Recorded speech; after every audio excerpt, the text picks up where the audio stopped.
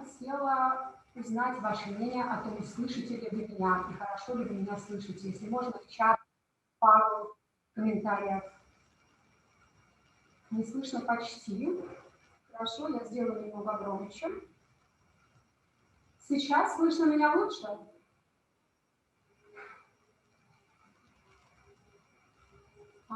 Я хочу спросить переводчика, мне поставить мой канал на русский язык? На русский язык. Хорошо, наверное, сейчас вы меня слышите лучше, верно? Пожалуйста, дайте мне пару фидбэков.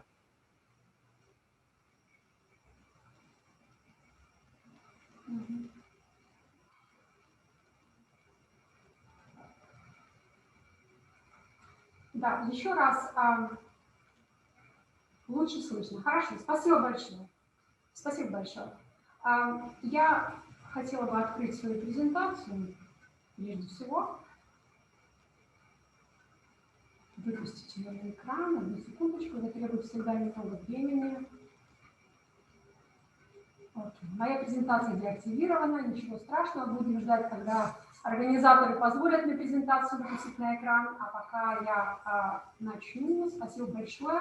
Здравствуйте, позвольте поприветствовать всех участников сегодняшнего мероприятия и поблагодарить за проявленный интерес и доверие к Швейцарско-Российской торговой палате и нашим членам, а именно компании Trust, которые являются организаторами сегодняшнего вебинара, и Мария Анна Лемли, которая будет также модерировать сегодняшний вебинар. Я не могу не поздравить швейцарских участников и всех жителей Швейцарии с выходом в четвертьфинала на чемпионате Европы. Это очень важное событие. Победа для Швейцарии историческая. Швейцария ликует. И сегодня, я уверена, у всех, если выразиться скромно, сегодня приподнятое настроение. На сегодняшний вебинар, я знаю, зарегистрировались также гости из Франции. Спасибо из французской команде за отличную игру. Одну секунду, я закрою окно, дышу, и вы его слышите наверняка. Извините. Да, возвращаюсь к чемпионату Европы по футболу, хотя тема другая у нас сегодня, но очень коротко, потому что событие важное. Хотела сказать, что Роджер Федерер, он пророчит выход Швейцарии в финал, победу на чемпионате. Ну, посмотрим. Следующая игра пройдет в Санкт-Петербурге, а Швейцария играет с Испанией, будем держать кулачки. Будучи в Санкт-Петербурге в этом году, в июне, делегация Швейцарско-Российской торговой палаты принимала участие... ничего не слышно, непонятно, что говорите. Швейцарско-Российская торговая палата принимала участие в экономическом форуме. Я спросила тогда у водителя такси, за какую команду он будет болеть. Он ответил мне, что за хороший профессиональный футбол. И я присоединяюсь к его мнению. Хочу сказать, что это относится не только к футболу, но и к деятельности нашей ассоциации. Я имею в виду Швейцарско-Российскую торговую палату. Мы за равноправные профессиональные отношения наших стран. Мы поддерживаем интересы в равной степени как российского, так и швейцарского бизнеса. И в первую очередь интересы, конечно, наших членов. В рядах нашей палаты есть как швейцарские, так и российские члены.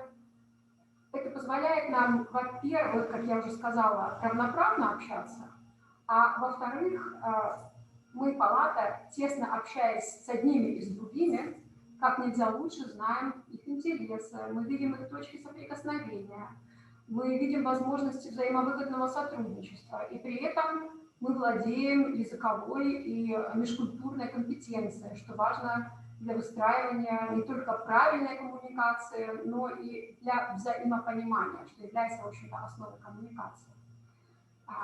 Палата, она оказывает не только или оказывает разного вида услуги в области права, налогового законодательства, помощи по выходу на рынок, экспорту и подбору персонала, но она также затрагивает и другие области, такие как образование, здравоохранение.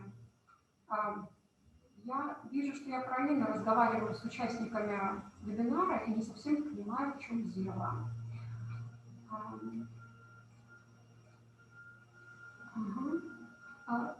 Я хотела спросить переводчика, слышит ли он меня? Окей, я вижу, что слышит. Хорошо, я тогда продолжу. Я остановилась на том, что палата оказывает разные услуги, в том числе в области здравоохранения и образования. Я хотела отметить тот момент, что мы в этом году, как я уже сказала, были на Санкт-Петербургском международном экономическом форуме. Член нашей делегации, профессор Цюрихского университета, он обсуждал на сессии с министром здравоохранения России Михаилом Мурашко, с генеральным директором ВОЗа, с Кириллом Дмитриевым, с РФПИ, Российский фонд инвестиций, и другими участниками вопросы, например, о мерах профилактики ковида, борьбы с инфекциями. Другие члены нашей палаты также участвовали в сессиях по медицине на площадке «Здоровое общество». Мы дали интервью радио «Спутник» относительно встречи Путина и Байдена в Женеве. Вы можете прочитать это интервью. Я пришлю, или мы разошлем всем презентацию участников. Презентация будет наше интервью. Оно было опубликовано в разных международных источниках. Я еще раз хочу отметить, что Швейцарию и Россию связывают длительные политические, экономические, культурные отношения. Они насчитывают уже более 300 столетий. И благодаря, в общем-то, России Швейцария получила статус нейтрального государства в 1815 году на Венской конференции. Швейцария, в свою очередь, следуя своему нейтральному статусу, не ввела собственных ограничений в отношениях с Россией, считая также, что политика рестрикций в отношении России показала свою несостоятельность и контрпродуктивность. Более того, я хочу сказать, что отмечается рост показателей взаимной торговли между нашими странами. Рассматривая сегодняшнюю ситуацию, связанную с пандемией, хочу обратить ваше внимание на то, что Швейцария уже с августа 2020 года имеет право на въезд в Российскую Федерацию. Она была одной из первых стран, которые получили это право. Хочу заметить, что Германия получила это право только в апреле 2021 года. В то время как российские граждане не могут пока въезжать в Швейцарию только в случаях крайней необходимости, связанные с бизнес-вопросами, с какими-то срочными, с вопросами медицины или медицинского лечения. Скажем так, эта область не совсем определена и требует определенных консультаций, поэтому если у вас возникают вопросы, вы, пожалуйста, нам звоните, пишите, мы говорим на русском языке, на немецком, на английском. Электронный адрес палаты будет в нашей презентации, также номер телефона. Я на данный момент закончила свою речь. Хочу передать слово Марии Ане Лемле, партнеру компании Rio Trust. И хочу поблагодарить вас за внимание. Извините за такие немножко техническую дезорганизованность. Но я надеюсь, что сейчас все наладится. И я очень надеюсь, что вы меня слышали. Спасибо большое.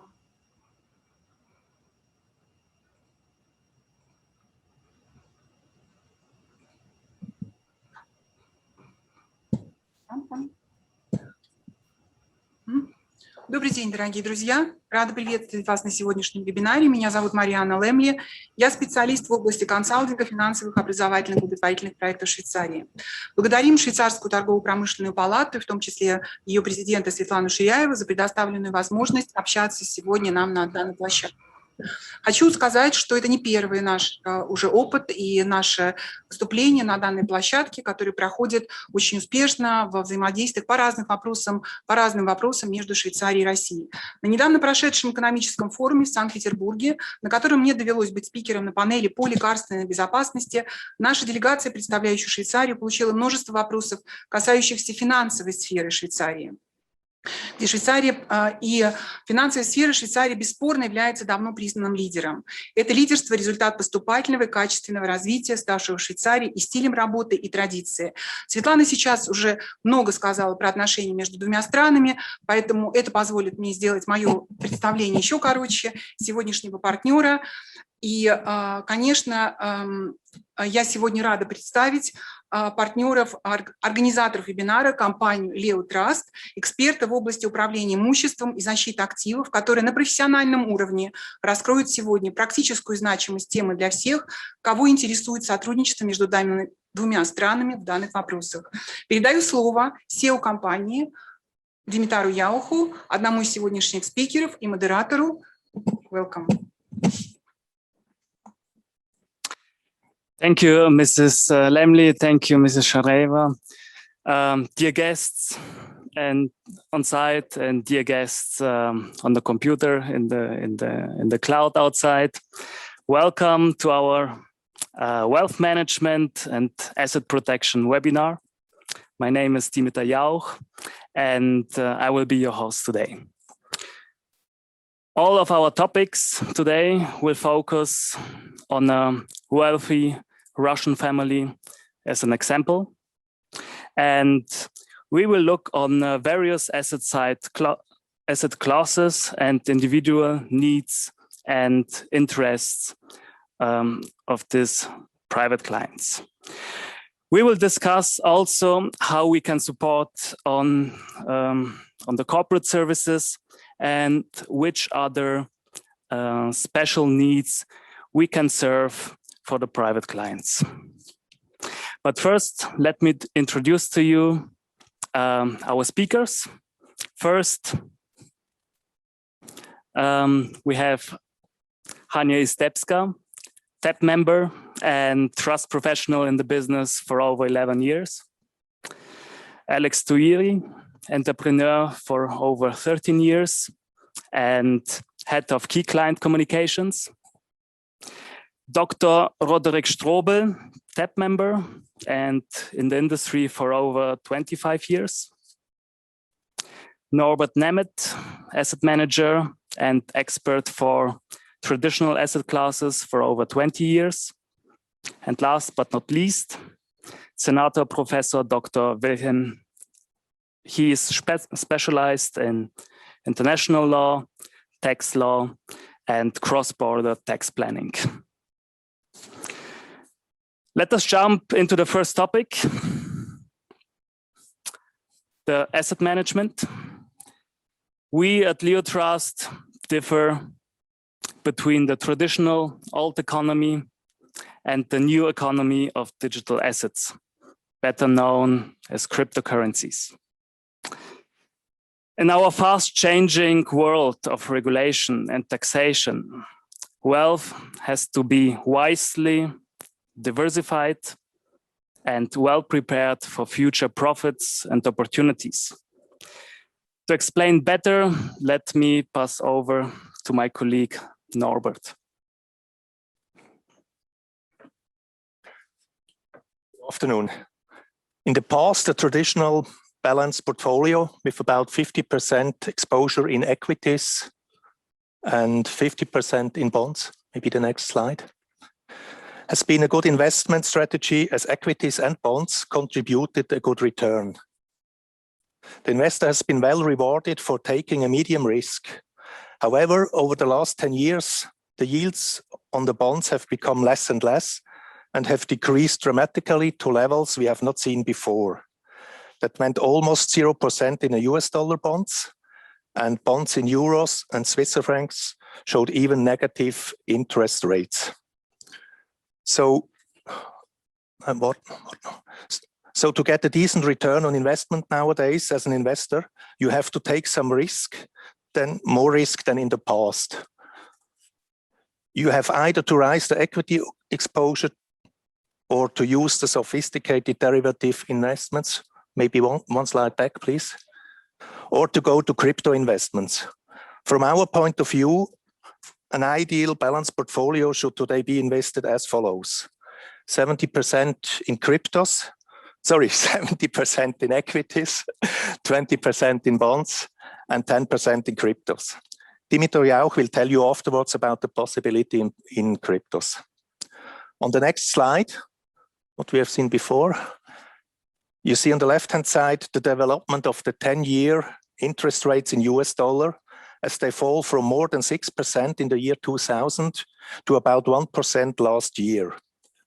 and below the rates in Swiss francs that fall from about 4% to -1%. Both currencies have marked their lowest levels last year during the coronavirus crisis. Below, you see the actual yields on government bonds from 1 to 10 years.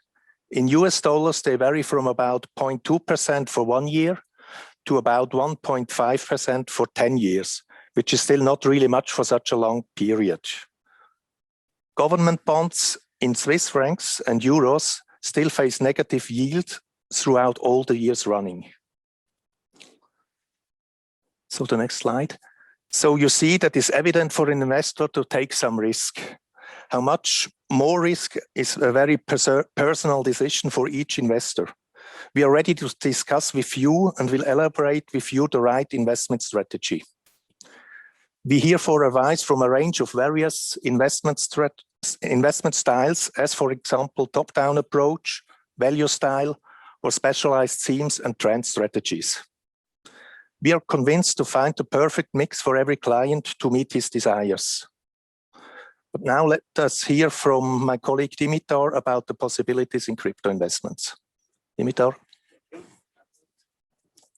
When dealing with the new trending class of cryptocurrencies, we have to say that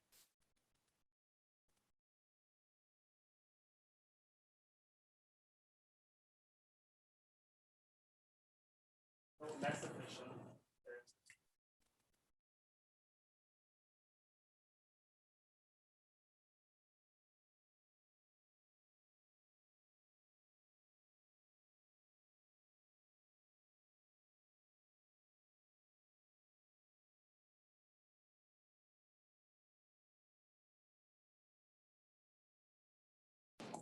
Full of potentials that may be uncovered for years.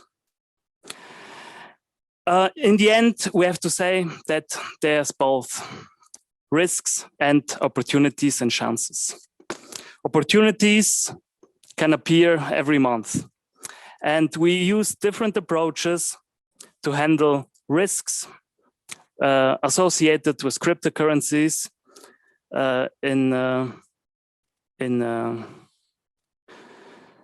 in approaches like staking, mining, minting, hodl, creating NFTs, providing liquidity, and profit from arbitrage trading.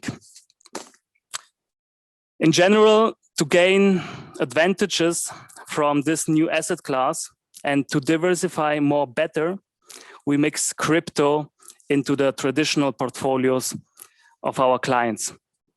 Of course, accordingly to the individual needs of our clients. And to describe which needs this can be in particular, I want to pass over to my colleague, Dr. Roderick Strobel. Thank you very much, Dimitar. Great speech on that. Yes, trust and foundations. Always a big theme from that point of view. Always of interest, especially for very wealthy people. So what we have is, I prepared something, sort of a comparison for you, a comparative chart between trusts and foundations. Now, there are similarities there, of course, but others are different. For example, we have, for foundations, we have civil law that is backing them. And for trusts themselves, we have common law. They're very different, as you know. Civil law is coded law, whereas trusts are based on precedent cases. And obviously trusts, we had the origin of trusts themselves is very interesting. You might know that we once had a guy called William the Conqueror in 1066. From the Middle Ages. He was a bad guy, and everybody who was basically working for this guy knew he wouldn't come back from this war. So what did they do? Oh my God, I have to do something. I have to have somebody to take care of my things. So that's how the trust emerged in those days. Obviously, it was not done in such a way as a trust deed, as we know nowadays, which is a document, which is the agreement between the trustee and the settler. But it was already had one of the the key items that were involved. For example, the three certainties. One certainty is definitely the certainty of intent. If you decide to have any kind of trust, you must have a legal certainty of intent. If you don't have that in the document, that's not very good, because that can sort of disparage the integrity of the trust instrument. You need the certainty of subject of matter. Subject of matter is what you are going to give to the next generation. This is very important if you do wealth planning. For example, also for very wealthy people, they have to know some part of it goes over and some stays with the families, speak with the settlers themselves. And we will see in this Russian case, it'll take off quite well. You will see the comparison there as well. And then obviously you need certainty of object. Object has to do with the beneficiaries. They don't have to be mentioned explicitly, but at least you have to know what they are about. If you don't have these three certainties, your instrument is in danger. One of the important things, obviously, with foundations is you need to have a governing body, a body that takes care of the foundation itself. For the trust, it's the trustee. The other thing that is very important to note, as you may know, is that the foundation is a legal entity, whereas the trust is not. Okay, so that's a very, very big difference between them.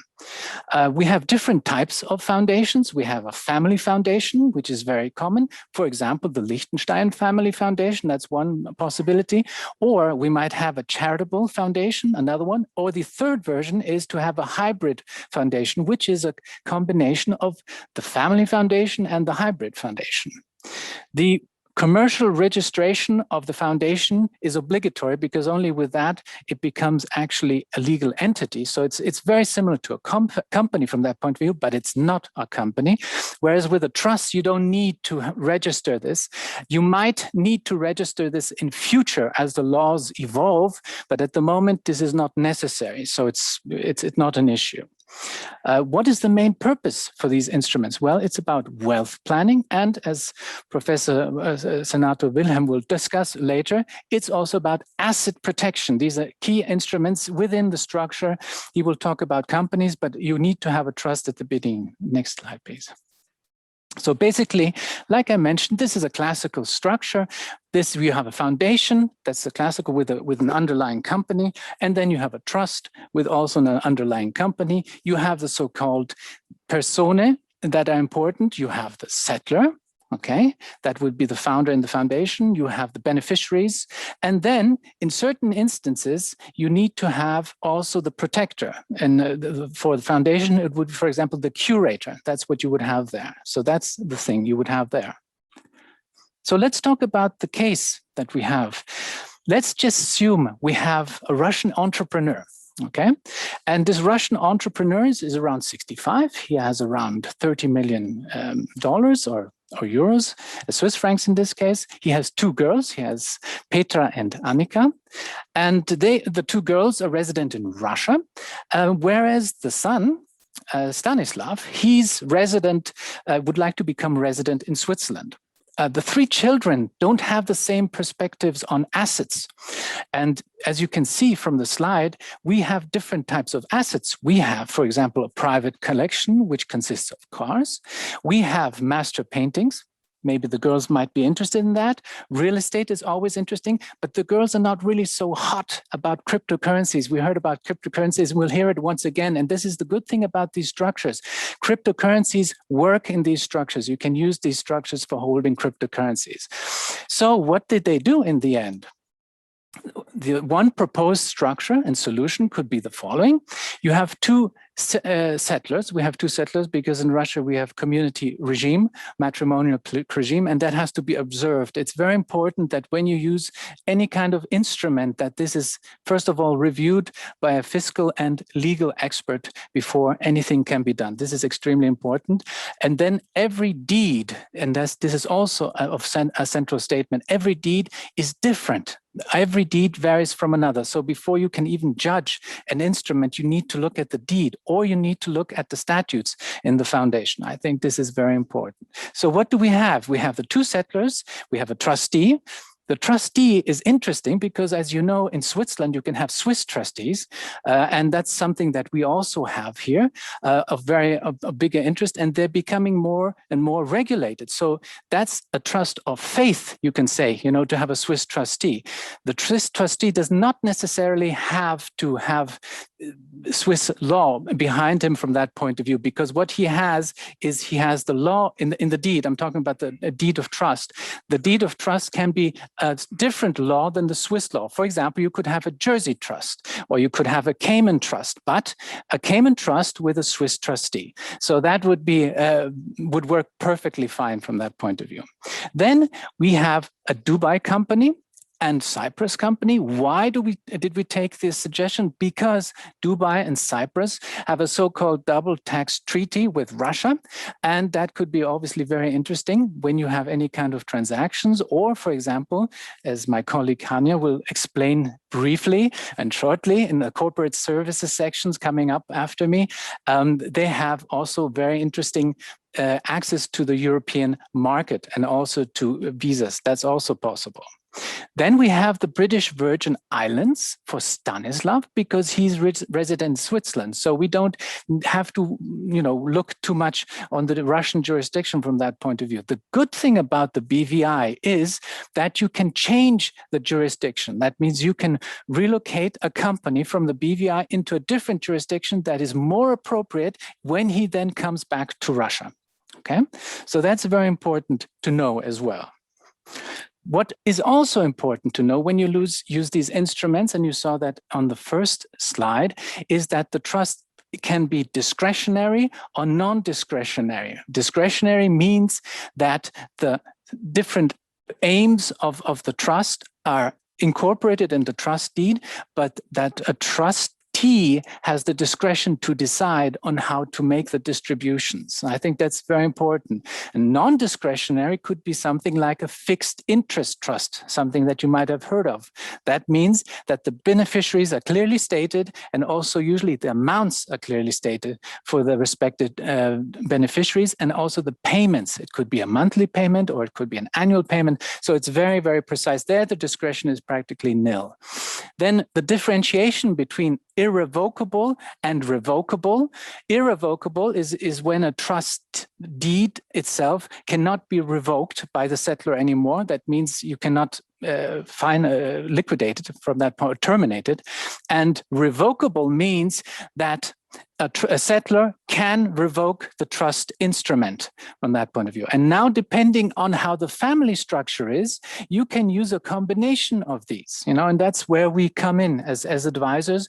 After many years of experience, you have to see what the family really needs from that perspective. Sometimes it could well be, but this is always dependent on the settlor, that the settlor does decide to take on a so-called discretionary irrevocable trust. Why would somebody do that? Well, that's very clear, because in that instance, the property that is put into the trust itself is completely separated from his own wealth. So it belongs to the trust fund, and it's at the discretion of the trustee. So this takes a lot of courage, I must admit, and it takes a lot of trust. So you have to trust the trustee. That's a pun in itself. And like the Swiss team yesterday, they trusted in themselves, and they had, in the end, a 3-to-3 situation. That's something that we also have here in Switzerland. We have know-how that comes from Switzerland that is excellent. And we also have an excellent soccer team that we saw yesterday. And that was great fun to see that for everybody. And we're in the quarterfinals, so that was super from that point of view. I would like to also tell you that there's some important latest developments from the Russian perspective. Now, you might have heard about a second draft reading taking place at the Duma, and that is about the Russian private foundation. Now, remember, I explained the concept of the foundation in general. The Russian foundation is similar. However, it's supposed to be not so flexible. I understand that you need an initial contribution of 1.2 million Swiss francs. That's considerable in some instances. For other foundations, for example, if you take the Liechtenstein Foundation, the minimum contribution to establish such a foundation is Swiss francs 30,000. So there's a difference there. So you have quite a leeway. That's very important. The other point that is, and it's a draft, we have to see how that evolves, is that only the founder shall be the only individual, and the co-founder shall be only the spouse of the founder in relation to the joint property. I explained common property before, and this is an important concept under Russian law. One has to observe the ownership of these properties, and obviously in a married couple, you have a 50-50 situation, so you have to observe both of them. I think that's very, very important. The beneficiaries should have property rights, and the founder of this new foundation should, lots of broad powers should be to the founder. What you should also know, and these are new discussions taking place as of 1st of July 2021, a new tax authority for high net worth individuals will be introduced. And what do these people do? Well, they check up everything. They do the tax declaration, tax returns, but they also look at the certain structures that they have. So if you have any kind of, somebody who has structures that need to be reviewed, that's something you can come out to us about. And I think that's very important that we have a discussion there. That's important. Another thing which is very modern, and we heard about cryptocurrency, is the so-called e-wallet. This should be introduced apparently as of July as well for rubles 600,000. Now that's not really a big amount. So that means anybody who has an e-wallet will probably have the obligation. This is for residents from that point of view. And then the last one is cryptocurrency regulation. There's the first reading of a draft here where the tax authorities can request account statements from the individuals of banks and so on. And then the other thing is that the latest developments, and then I'll pass on to my colleague Hania, are the so-called double tax treaties. You probably heard that the Russians and the Dutch had a bit of a discussion there, and they didn't come to an agreement, whereas Cyprus and for example, Malta did come to a withholding tax agreement. The new withholding tax there, if I recall correctly, is 15%, which is not bad either and very good. And this brings us actually to the corporate service section. And I would like to give the word to Hania Izdebska. Please, the floor is yours. Good afternoon, ladies and gentlemen.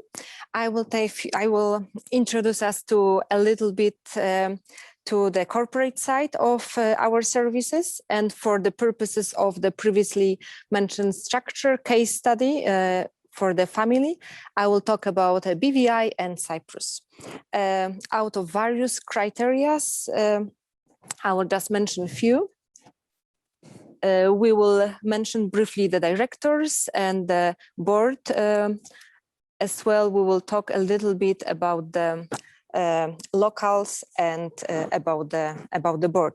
So, according to the BVI and Cyprus law, we need minimum one director.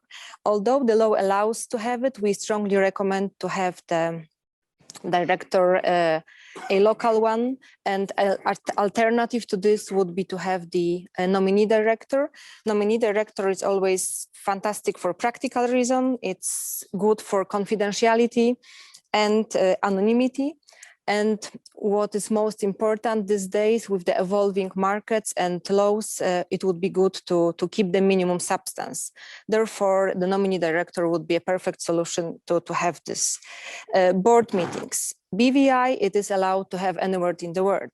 In terms of Cyprus, even though the board meeting as well is allowed to have anywhere in the world, would strongly recommend and would encourage you to have these meetings or the major decisions to be held in Cyprus.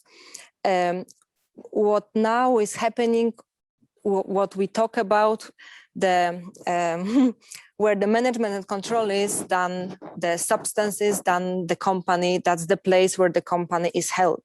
Therefore, both BVI and Cyprus shall hold both their meetings to keep or take the full advantage of the benefits offered in Cyprus and BVI. Beneficial owner. Both countries have reporting duties, BVI and Cyprus. BVI, it's a bit long story. In terms of Cyprus, since 2021, which is kind of new, we have as well an obligation to mention the identity of the BO. In terms of the annual tax return and annual accounts, in BVI, there is no obligation. We just keep it. We do it the minimum, the basic one. However, in terms of Cyprus, we have an obligation to find the audited licensed auditor and provide it to Cyprus. And now we go to advantages of Cyprus. Well, we talk about Cyprus not only because it's a fantastic place to have a holiday, but what we have various reasons to open the company there. Corporate income tax is only 12.5. Actually, it's one of the lowest in the EU.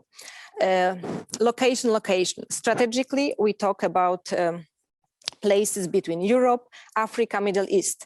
Cyprus is basically the destination of choice for business looking to be connected across multiple continents and markets. In addition, what Cyprus is offering, affordable cost of living, low crime, healthcare, make Cyprus actually ideal for corporate headquarters. Fintech, both regulators and authorities have positive pro-business approach to facilitate fintech activity. Another a very strong benefit to open and to set up a company in Cyprus would be losses. All of the losses can be transferred for the next year. Freedom. We have a great possibility to move foreign currency around the world through different banks. And the latest kind of hot topic, Cyprus IP box special tax regime. We mentioned this since it's one of the most attractive in Europe.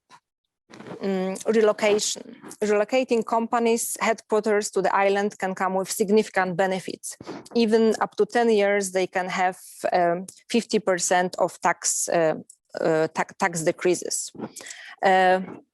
One of the other advantage of having company in Cyprus is as well to basically, it's an easy place to set up offices and headquarters.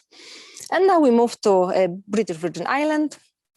British Virgin Island, well, a nice place to be, beautiful beaches, subtropical climate, but what most importantly, we open 40% of the world's offshore companies are actually the companies open in BVI. This is the most diverse financial center worldwide. BVI offers a significant amount of flexibility. Multiple purposes, starting from opening the bank account to entering joint venture, as my colleague mentioned, trust and estate planning, and most importantly, strong asset protection. Now we will mention tax benefits, of course. Actually, a BVI offshore company pays zero income tax. There is no capital gain tax, no inheritance tax, no gift taxes, no sales taxes, basically just to open a BVI company. It's as well worth to mention about the reduction of potential liabilities and maximize the profitability. The good thing about the companies and the business loss or lawsuit is that with BVI company, the shareholder liability only goes to the capital invested, meaning that we only care about the invested capital in BVI. Actually, I think that was only the brief introduction. Now we will move to Senator Professor Dr. Wilhelm, and he will mention about the asset protection and its advantage. Thank you. Yeah, thank you, Hania and Roderick, for the excellent explanation of the tools you have for your tax planning, for your wealth planning. And as you can see, there are no slides in my hand, and there are no slides about what I'm talking to you, because I'm talking about liability planning. So, as you know, the backside of compliance is liability. And liability is growing. It's growing with what you are doing as an entrepreneur, or for whatever reasons you are coming into a situation where you are liable with what you have earned in your life, meaning with your assets. So to protect these assets, is, let's say, the last thing you have to think about when you talk about planning your assets, planning your taxes, because you want to keep your assets as long as possible. And you don't want to lose them in any case of compliance situation, of a liability situation. So for us, and I am talking to you as a German, a Swiss and Dubai lawyer with admissions to the bars in these countries, for us, when we talk about asset protection, we usually start our structure in Dubai or in the UAE, especially in Abu Dhabi. So what we use for asset protection very often as the first level of protection is a Abu Dhabi foundation. Abu Dhabi foundation is pretty young as an instrument, exists since a couple of years, and is, from my point of view, one of the most flexible foundations in the world. Meaning, as long as the settler is alive, the structure keeps flexible. So you can close it, you can structure it in a new way, you can change the bylaws, you can change the laws, so it's very flexible from the setup. Once the settler or the founder is dead, the flexibility ends. Then the foundation is what it is. And this gives us the opportunity, if we talk about asset protection, to use such kind of entity as the beginning of asset protection. Let's assume as an entrepreneur, you get in a situation where you're compliable and you need to bring your assets in a safe haven. That would mean we start to set up a Abu Dhabi foundation for you, but not you yourself will be the founder. We will use as a founder, we will use a, let's say, offshore company in a free zone or or offshore in Dubai or Ras Al Khaimah in the UAE. And this offshore entity will be the founder of the foundation. And the foundation is just a management, like a asset holding, a management holding, so it cannot do business itself. So for any business you want to do, you need an underlying company. And this underlying company then would be the entity where we collect your assets. It could be one, it could be two, it could be three. So how many you need, yeah, and how big the danger is, or how you want to structure it. So maybe you have one for real estate, one for other assets, and so the structure is following your interests of security. So why is that a safe possibility for your assets? That's simple. Let's assume there is your assets are endangered and somebody's trying to get a title against you, a title which makes you personally liable.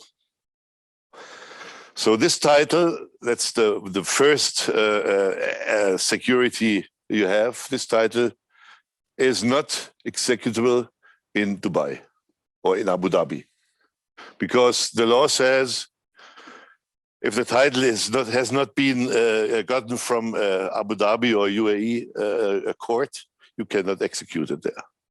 So with a Swiss title or a German title, you cannot execute. So let's assume you see such a situation coming to your life, and you have already your structure, mean you have your asset protection structure. So we have this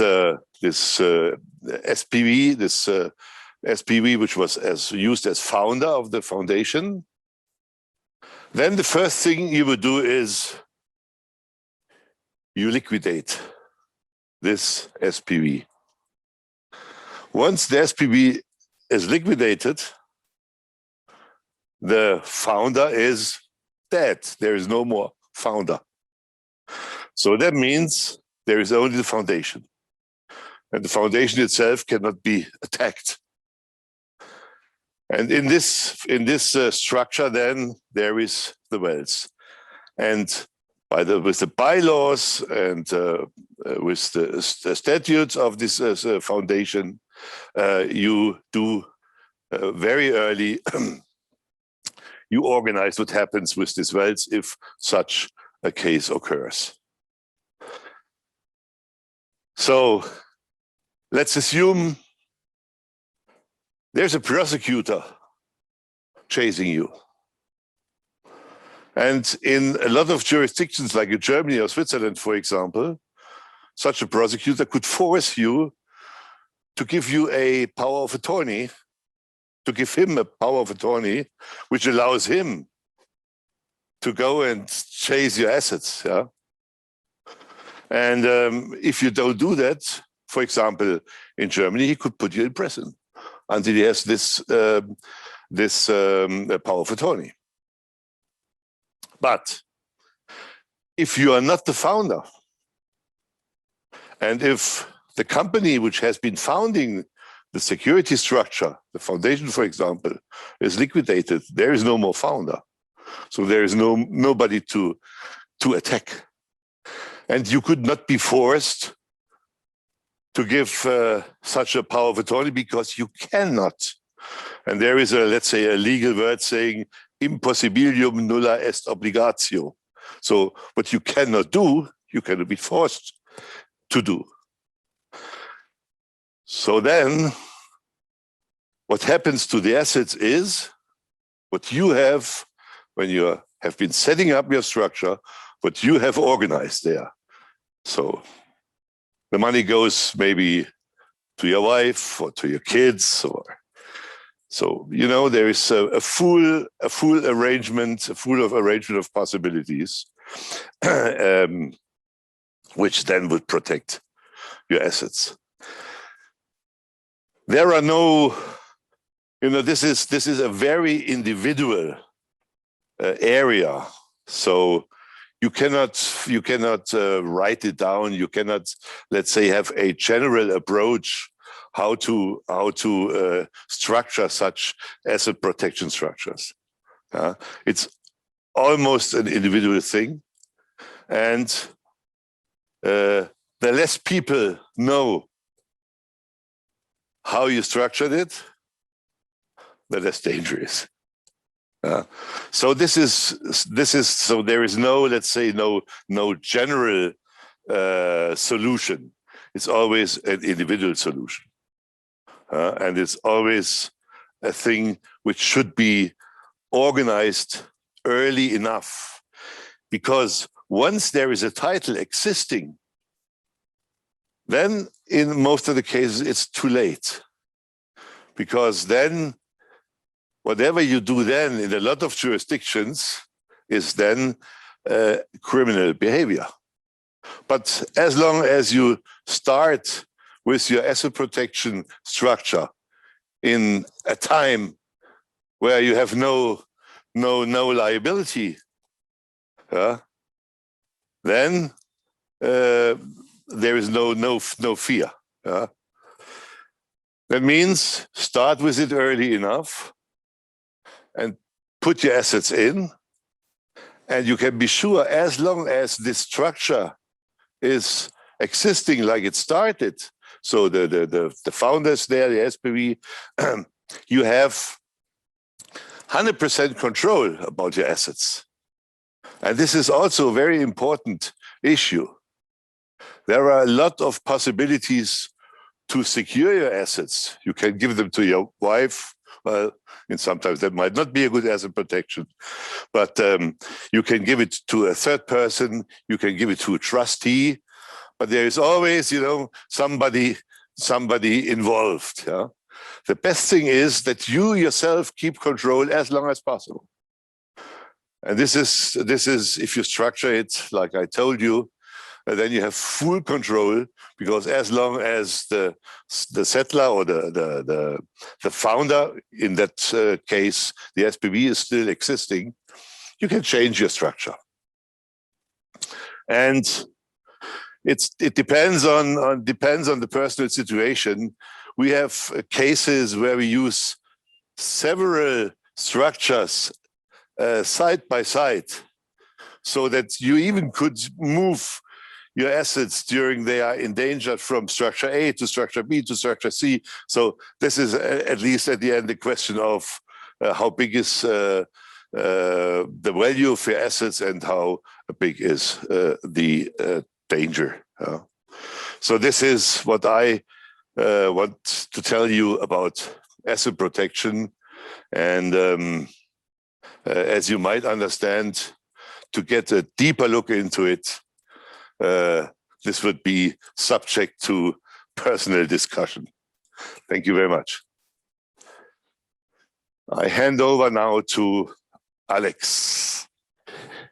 Thank you, Jörg. Ladies and gentlemen, and our guests on site and online. As previously introduced, my name is Alexander Tuiri, and I'm the head of the key client relationship management team here at Leo Trust. What we do is we provide the gatekeeper between you as a client, if let it be ultra high net worth individual private client, or maybe institutional clients such as family offices or law firms that we help to fulfill the needs of their clients. Our team is there to basically be the middleman between your needs and all of our renowned experts that we collect in our company and work with also outside of the company. We like to have a so-called 360-degree first-class approach on all your financial services needs. So as you have heard of the experts that have spoken before me, we are quite capable of giving you all the services needed to make a state-of-the-art wealth management, wealth planning, fulfill all your family governance needs. If you want to go into philanthropy, if you want to maybe avoid forced inheritance laws, there are many. If you have, if your assets are in danger and you need to protect them from any third party or government that wants to maybe, attack them, as you're so nicely put it. We can provide the trust fund structures, the special purpose vehicles, the foundations, and all the services needed to run them, set them up, close them down, and maintain them. So you have everything from one service provider. That's, I think, is one of the most one of the things I'd like to point out the most about Leo Trust, that we actually provide all the services needed from one platform. We do this since over 40 years here in Switzerland. I don't do it with Leo Trust for 40 years. As you can see, I'm not yet 40, but we can fall back on literally decades of knowledge that has been accumulated and decades-long network nationally and internationally that we can rely on. So if it goes to relocation of businesses and or families, we have heard before, we are happy to help you as an individual client and or your clients to relocate their existing structures from wherever they are to wherever they should be. We are capable of handling the legal aspect of it, make it compliant, helping with the onboarding, with bank connectivity, for example. It's always a major issue that you don't lose your bank connectivity, or you want to extend your possibilities of move assets into certain jurisdictions where certain bank connectivity is necessary. And we also provide in-house and in some jurisdictions with our on-site partner firms the necessary tax advisory, so that you can be sure that it's all handled and you have a top-level view here at Leo Trust on all the businesses that you'd like to execute. So from a compliance point of view, from a tax point of view, and even from a business efficiency point of view, we are capable of providing a 360-degree solution for you. For the private family, we basically set up and help setting up structures, help setting up private collections regarding artwork. We have experts in this field as well. And nowadays we get more and more requests, and we could already show our capabilities in many projects in the last years regarding cryptocurrency. We have the in-depth know-how of all the aspects that you have to look into, such as compliance issues. Some people want to buy, some people want to sell, some people just want to have exposure or like the technology and would like to have consultancy on how to enter this new, quite interesting and quite promising new market. We're happy to help you there, help you to relocate, as I said, your company, but also helping to relocate private individuals to Switzerland. The so-called golden visa, in combination with the Swiss lump sum taxation, offers a foreigner that wants to live in Switzerland but not work within the territory of Switzerland and Liechtenstein. There's a possibility of being lump sum taxed in Switzerland. I'm going to make an example for this. We can arrange that private individuals are taxed at a wealth of about 20 million and the annual income of $1 million, which then will result in round about 180 to 200,000 Swiss francs in taxes annually, and then that's it. You're tax fixed at that, and you're a Swiss tax resident. So this can be very interesting if you are thinking about executing an M&A or selling lots of your assets or having a huge tax case, and you maybe don't want to go full offshore. We can provide you that as well in Switzerland.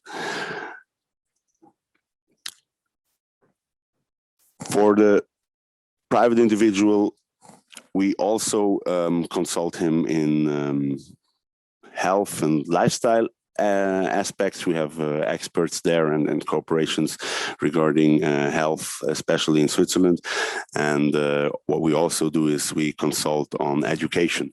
So as you see, we see a client, we try to see a client as full as possible, so to actually tackle all its possible needs. And with the relocation of families, usually there's also children involved, usually there's also health issues involved, and we saw it in the past that it was highly acknowledged or valued by our clients that we could provide them solutions in basically all of their needs. So we're looking forward of being the go-to expert for individual clients, but also for family offices, wealth managers, lawyers that want to extend their portfolio of services that they provide to their clients. We also are happy to provide any kind of white label solution for institutional clients, so that your existing clients still will have you as your go-to person, but you can extend your portfolio of services, especially in the financial services, to position yourself better in the market. So I just wanted to summarize all the services that we can provide, and I think the experts before me were capable of giving you sneak preview or short insight in the different topics that they are touching on a daily basis. And me and my team are looking forward for any requests to go into depth with you. Please don't hesitate to just ask. We're here to serve. Thank you, and I give you back to the host. Thank you, Alex.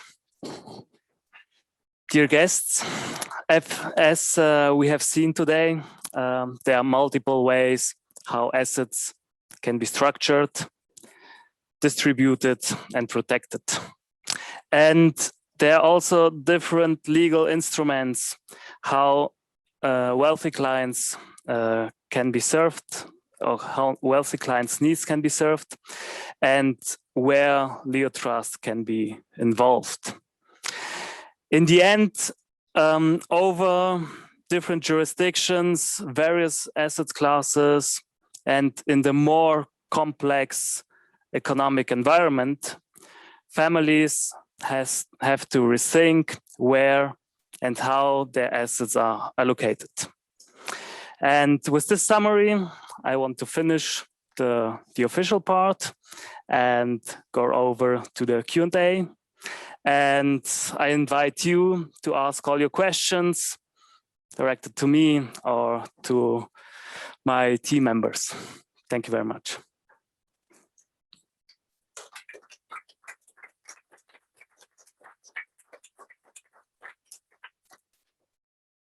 Do we have any question from the audience?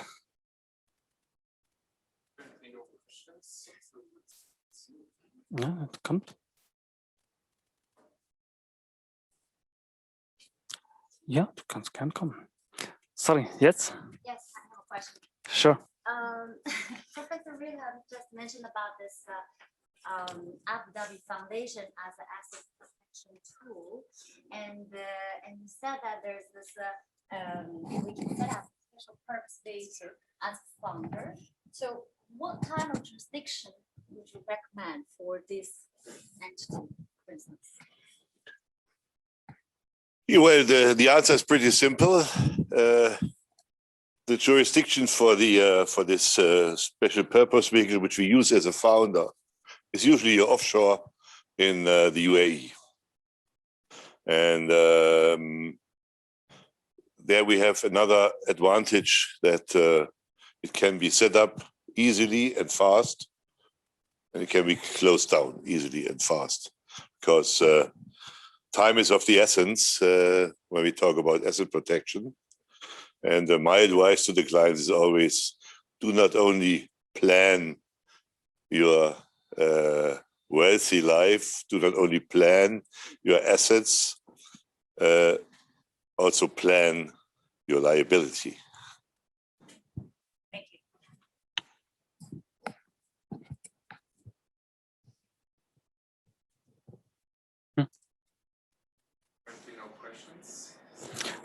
Okay, seems pretty clear. Yeah. Okay, well informed guests actually. Great. Then to round up, I want to thank you to Mrs. Lemley, to the Swiss-Russian Chamber of Commerce. Also, we have something prepared, which I want to give over. Mrs. Lemley, as a representative of our Russian community,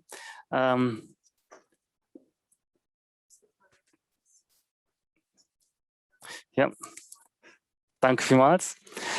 Yeah, thanks to all of our viewers. traditionally trust did not exist in Switzerland because of the civil law system. It appears there is now a paradigm shift on trusts are now gradually accepted there. Please clarify.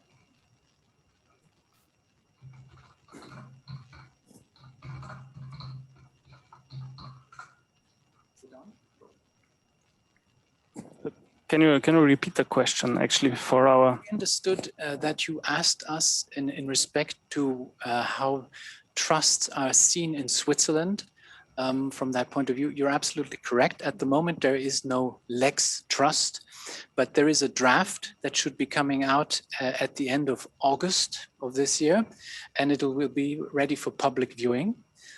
And we are all very, very excited to see how this is going to work, because it's absolutely correct. As I mentioned at the beginning, trusts belong to common law. It's a common law instrument, and it looks like the Swiss government would like to incorporate it in their civil law, which will be quite an interesting debate. I can tell you that we're involved in certain discussions also from STEP. STEP is an association of practitioners here in Zurich and in Switzerland.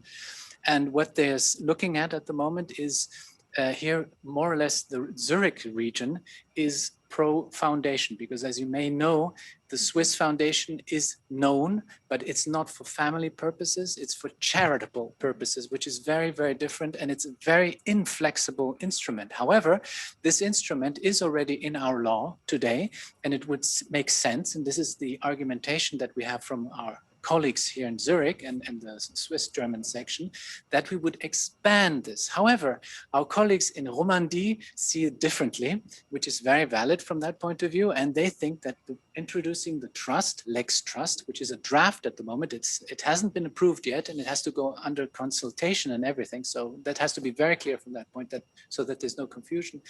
They think that Lex Trust would be the first door before opening the door for the foundation. That's what they think. We will then see how everything develops. Does that answer her question, or? Ja, selbstverständlich. Jörg would like to say something as well. Yeah, just to add something on from the view of asset protection. We know in a lot of jurisdictions in Europe, we see we know foundations, trusts.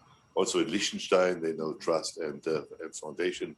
But when it comes to asset protection, all these kind of foundations and trusts do not have the same security status as, for example, the Abu Dhabi Foundation has. So you might have heard about the Panama Foundation, but at the moment, Panama Foundation has not the best view on it. So, but from the flexibility, that was an excellent instrument, and the Abu Dhabi Foundation, as I mentioned, has at least the same flexibility as the Panama Foundation.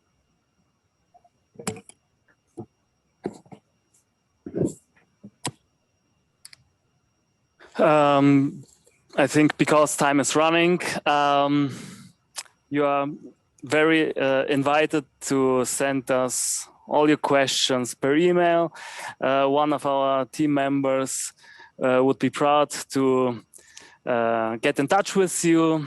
And yeah, thanks again to the Swiss-Russian Chamber of Commerce and to our guests and to our guests also on site.